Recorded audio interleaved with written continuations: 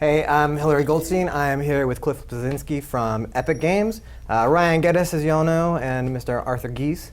We're here just to pretty much chat about Gears of War. We're at GDC. We figured what better time than to bring Cliff in and just sort of have a talk about the beta, Gears 1, Gears 2, sort of the Gears franchise expanding outside of the games realm. So let's have at it. So, Cliff, maybe we could start off with the big news that you announced on Friday, which is about when the beta is going to be happening. Yeah, the beta's, so if you got Bulletstorm Epic Edition, it's April 18th, you can actually get in. So you have that kind of early access window. And then on the 25th is when everybody else who pre-orders the game at GameStop can then start getting in there, right? The thing is, it's running it on dedicated servers from day one. So right out the gate, when everybody gets online, hopefully, hypothetically, it'll all run really, really smooth. And the thing about this is we realize we are shipping a beta, but it's also a demo, right? This is the first impression people are going to have of this game, and so it had to be as polished as we could get it, because once you put it out there to the hundreds of thousands, if not more, of gamers who are going to pick it up, they're going to find bugs. And then the metagame of putting bugs up on YouTube and the things that they find in the exploits is just going to pursue, and it's going to continue. And then we want them to send it to us, tweet it to us, post it on the forums, and hopefully we can find all that stuff and have the time to squash it before we ship. And that actually brings up something interesting, which is, betas are kind of nothing new for PC gamers. Yep. And I think they have a built-in knowledge of what a beta means. Mm-hmm. But perhaps, going to a console gamer, is there any concern that these guys don't actually understand that the game is still in progress? I think they do, because I think you've seen the precedent of the Halo betas, you've seen other games that have betas, right? And it's a point where what you're doing is you're creating like a VIP type of mentality, right? Where the consumer who's the connector, the guy who's the evangelist of the franchise is like, oh, I'm in the beta. You weren't? Oh, he missed out on the fun. He wasn't in the beta. Oh, did you see the golden retro lancer I unlocked? You weren't there. Yeah. So now I'll have to wait for you guys to just give it away on Twitter every day. Yeah, pretty much. No, you have to switch up the codes actually. But those things are like the Golden Lancer and Hammerburst were going for like $50 on eBay at one point, right? And that's the power of virtual goods right now. Where people are eager to get these things that are basically nothing. It's a virtual space, and it's just swag to say, hey, look at my gun, isn't this cool? And then you get envy, and you want that. And entire games are being built upon that with microtransactions and that entire freemium model that everybody's talking about these days.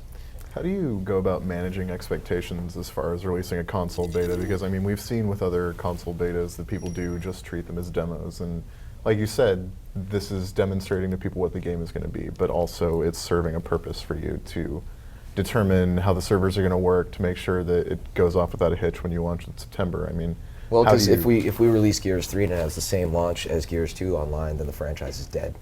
So you can't afford to make that mistake twice, right? And to be fair, over the course of the 6 title updates, we got Gears 2 in a very good position, and we need to take it to great. And that's what this will help do. I mean, it's one of those things, Epic is a studio, we haven't done a lot of this, right? There's always been all that controversy in the PC community. I mean, they still joke about Unreal 1 never having a demo, right? And we were a studio that used to never do demos, never do betas, and then launching a new IP with Bulletstorm, we realized, okay, like, let's give people a taste of this so they can actually get hands-on with it, get a nice press bump for it, and then for Gears, it's like, look, we need to make sure this is rock solid right there from day one, so let's do this. And also, by the way, if you're a developer and you're releasing a beta and your game is gold, that's a demo, it's not a beta. Yeah, you guys are actually looking to get feedback out of this. Yeah, I mean, we're sure allowing a good 6 to 8 weeks at least. Once the beta's wrapped, to allow for triage, to allow for bugs, for smoke testing, for finding out what the actual issues were that people found online. And I can assure you that we've put in all the hooks for weapon balancing and testing, so we know who gets killed with what weapon, we know where it happens, we know when it happens, we know all those details, we know what options people are changing, we know what the best weapons are, so that once the game comes out, the maps are better balanced, the weapons are better balanced, and you have a smooth online game. I mean, you need to listen to what people say on forums. We also need to trust the data and kind of put the two together and trust your gut.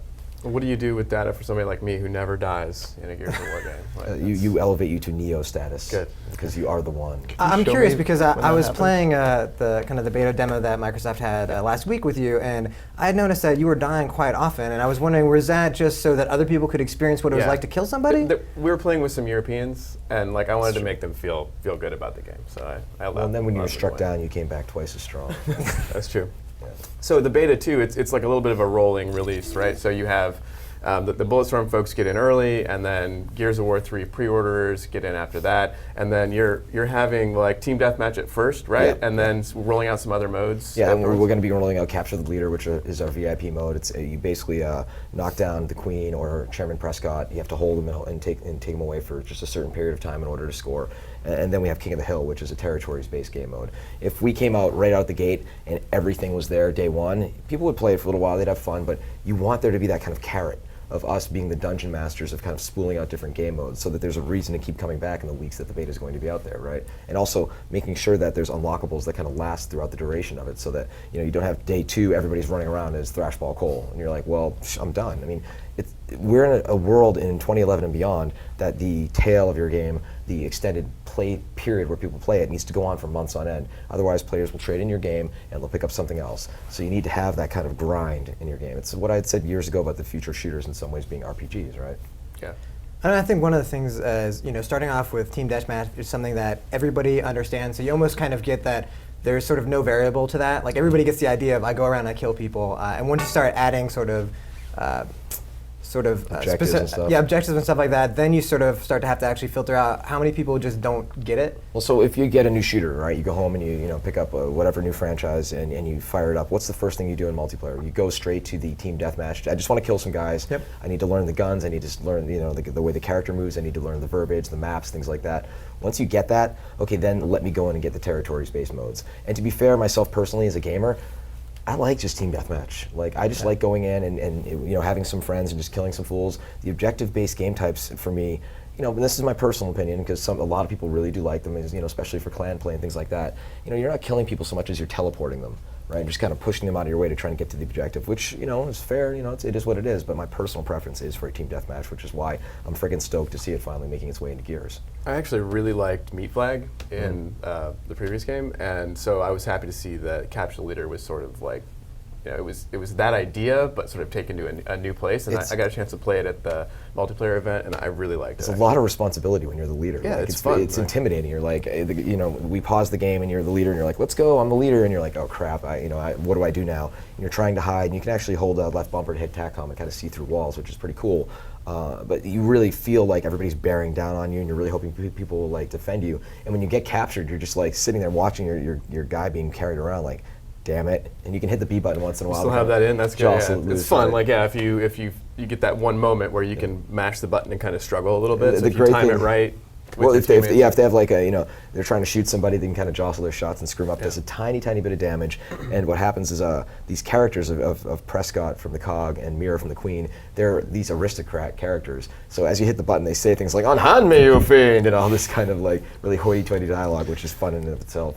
So playing it, like spending a good amount of time playing it last week, it definitely feels smoother and it seems more animated than Gears of War 2 did. What was, from a technical and mechanical perspective, what were the big priorities for Gears of War 3's multiplayer? This is a complicated question because when you look at shooters and the history of shooters, people usually hate the second game in the series. A lot of people didn't like Halo 2, a lot of people don't like Counter-Strike Source, a lot of people didn't like Quake 2, a lot of people didn't like Unreal Tournament 2003. I can keep going through on and on and on with the list. What happens is sometimes in the sequel, a developer tries to polish and kind of tweak the formula almost too much. They mess with that perfect formula. The road to hell is paved with good intentions. So one of the things we did in Gears 2 is we slowed the player movement down by 15%. Just to kind of, you know, maybe the game will seem a little bit more tactical and things like that. Turns out it was a bad idea, right? Concussive grenades, something else that was added in that made players go to ragdoll, led to exploits all over maps of players getting out of the world. It was frustrating for a lot of, it happens. It was frustrating for a lot of players to get knocked down because players do not like control being taken away from them ever, especially when they want to keep moving. And so when we were designing the game, we were thinking about the balance and the animations. We want to allow the shotgun rolly kids to still be able to play. We have a sawed-off shotgun, so if you get super close to somebody, you can take them out. But we also want to like have the rifle guys have a chance to succeed. So the rifles are well balanced. You can down somebody with an active reloaded rifle very, very quickly now in this game. So we want to kind of cater to all those different play styles and also just smooth out the animations a lot more. I mean, when you notice when like Marcus and the characters kind of are in roadie run, they lean a little bit more, you know, kind of tweaking foot placement so the feet place a lot better, kind of make an overall just smooth experience. The other thing, honestly, is the lighting. Like, I don't know if you had a chance to check it, but it's pretty impressive. The characters just pop now. Right? Previously, we kind of had to overcompensate by, you know, putting more meshes everywhere to make the game seem more detailed. Now we can just let the lighting breathe, let the characters pop, and this kind of all comes together to create what seems to be perceived as a buttery smooth experience, judging from the preview event. A buttery smooth experience. I like that. I think the other things, the two things that the beta is always great for me is one is that, you know, most multiplayer maps are in some way inspired by something you see in the single player. So in a way, it does kind of give you a little bit of what you hope would be a preview of what you might see or experience in the single player campaign.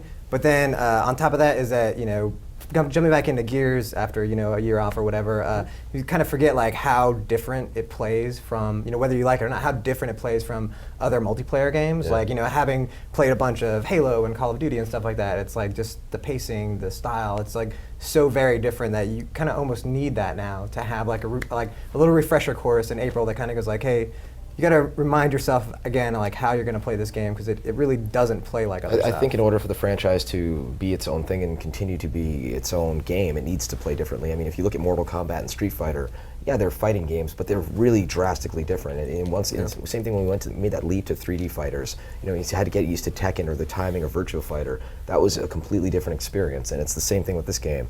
And we didn't want to just make a game where you're running around at 60 miles an hour as a hovercraft with a gun mounted to your nose, right? I think that space is currently owned and taken over by other games. We wanted to make a game where you could see your character, you could interact with the environment, and you have small, intimate, tight environments, by the way. And yes, it is a preview of the single player, right? You will get to see certain environments that, slight spoilers of places you'll be able to go to in the campaign because it's a similar mesh set and things like that, but still a lot of surprises in store, I think. I mean, Gears, by the time Gears 3 comes out, there won't have been a new Gears.